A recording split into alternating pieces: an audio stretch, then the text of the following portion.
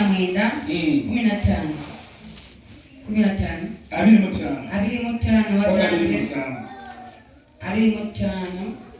nti naye awawali omusalaba gwa Yesu wali wayimiridde nnyina ne muganda wa nnyina Mariyamu Mukalukulopa ne Mariyamu Magdalena.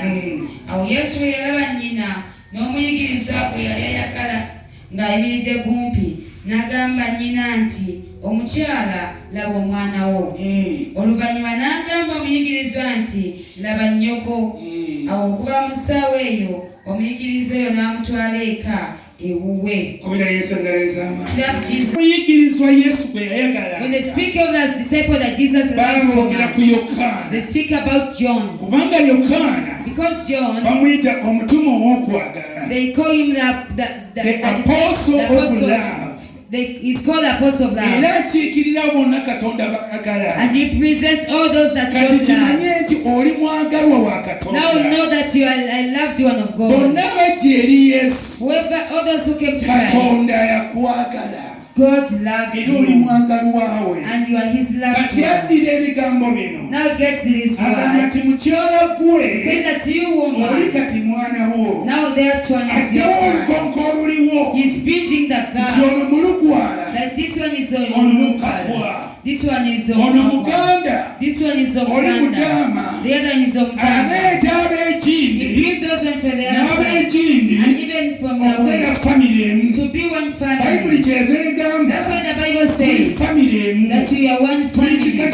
We are a race clan, a chosen nation. The chosen people. But on a cross.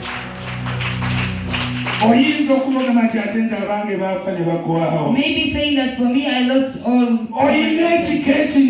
You have a big clan. You have a big nation. When Jesus was promising Abraham, he told him that your generation will be so big. Look at the stars. Look at the soil.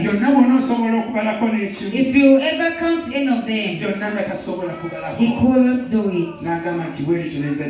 I say that that's how your offspring. We are here as that grandchildren of Abraham. Tell your neighbor that you are children of God. Now start boosting around that for me I have a father. Tell him that for me I have a father. And ask him that you know that no matter you don't share the language. Yes, Jesus. Take him and say that yes, Jesus. We are one. Hallelujah. Amen. We love Jesus so much. We thank the one who reconciled us. I said that there is forgiveness on the cross. There is forgiveness. As we are remembering the death and the resurrection, we should know that we are forgiven. Because death was there when the cross was there. Resurrection was there when the cross was there. In my time to laugh. John 19. John 19:28. It says, oluvannyuma lw'ebyo Yesu bwe yamanya nti kaakano ebigambo byonna bimaze okutuukirira, ekyawandiikibwa kituukirizibwe ng'agamba nti nina ennyonta. Wali wateekeddwawo ekibi ekijjudde omwenge omukaatuufu. Awo ne bassaako ezoobo ez'ekisumwa ekijjudde omwenge omukaatuufu, ne babitwala ku mumwa gwe. Awo Yesu yamala okuweebwa omwenge n'agamba nti kiwedde. Praise be to the Lord. Clap him, my for he revealed, Jesus revealed something to us. Jesus loved us. They on the cross when the mission was done. When he has accomplished all the work, he said that I feel thirsty. Remember, I had been beaten out. For us, we can just see death and resurrection.